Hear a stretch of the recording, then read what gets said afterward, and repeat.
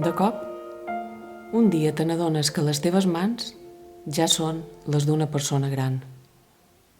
Ja hi han aparegut les taques, els solcs, tenen l'aspecte d'unes mans que ja han viscut molt. Em recorden unes altres mans, molt més carregades de temps, molt més carregades de vida. Unes mans que sempre van lligades a una veu envellida i plena d'històries. Ara que t'he llegit te contaré una història.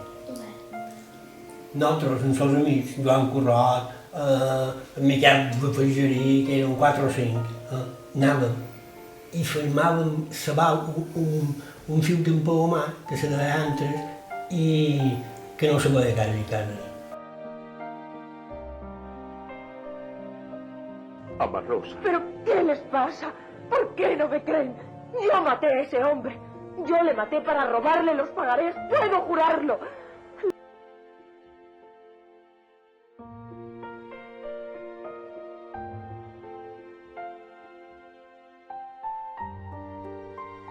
Que soy vieja y estoy enferma. Por eso... I el més burro, el Joan Corrot, era el que estirava sempre més fort. Tot, estiràvem.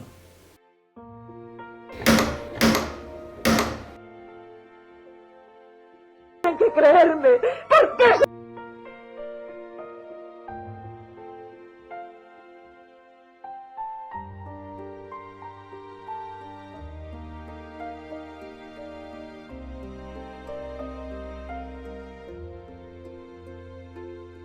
Mira esta cruz que llevo en el pecho desde pequeño. Júralo por ella, Ama Rosa. Por tu hijo muerto. I era quan sortien, i no veiem ningú, i era que hi anàvem perquè les nines se fessin por. I clar, nosaltres sentíem que deia son pare, no han sortit perquè no sabem qui és.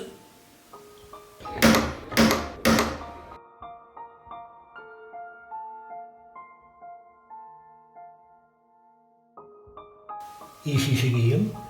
Mos en tornàvem a anar. Després anàvem a un altre que feia el mateix. Però aquest era allà on anàvem més perquè era l'amo que se mos encausava més. Ara a dormir, I fer bon dia. Bona nit. Vol que te conti la història de quan eren joves? Sí, però dina. I doncs jo te contaré. Mira, quan anàvem a escola i jugàvem a bastants jocs. Figuretes, pilotes, bolles...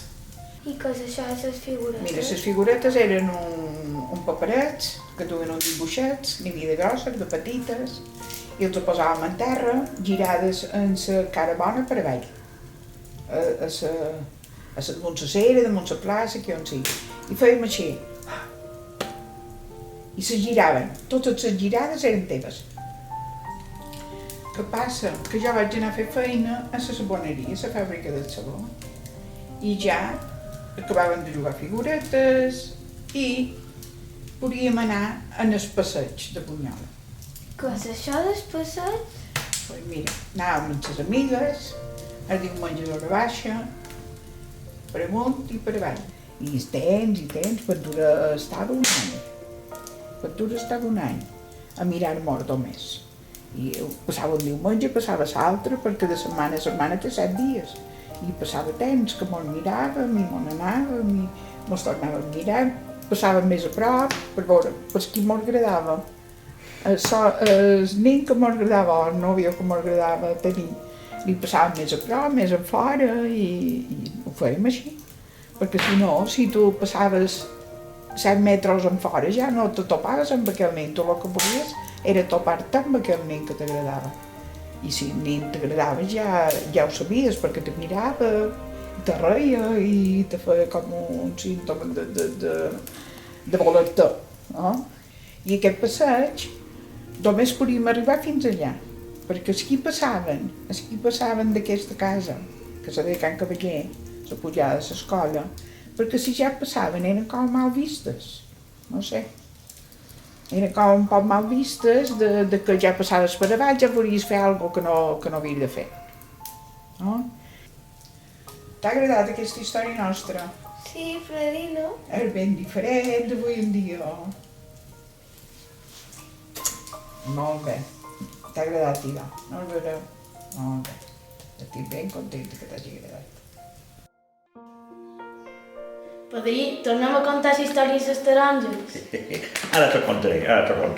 És una mica de gamberrada, però t'ho contaré.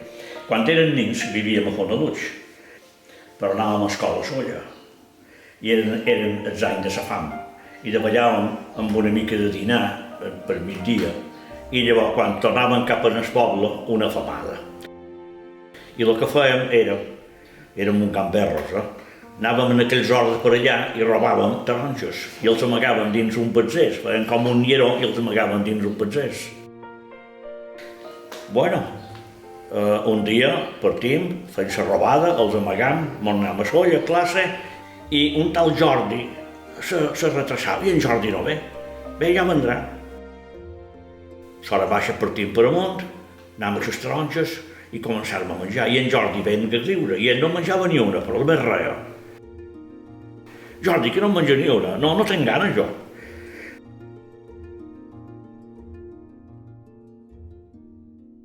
Bueno, acabant de menjar les taronges, i ell diu, ara vos diré per què res, perquè avui de matí els he compixades.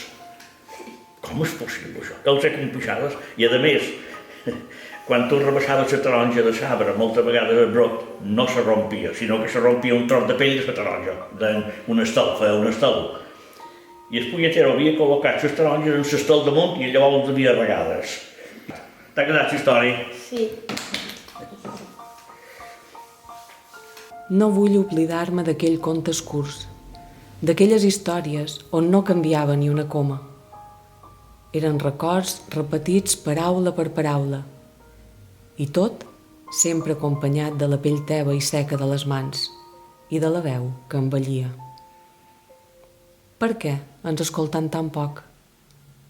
Per què ja no compartim records i contes, deixant que els minuts es facin llargs i que la vida passi sense pressa? Potser ha arribat el moment d'aturar-nos. Només una estona. I parlar, escoltar, explicar històries a poc. I aprofitar la saviesa d'aquestes mans que també envelleixen.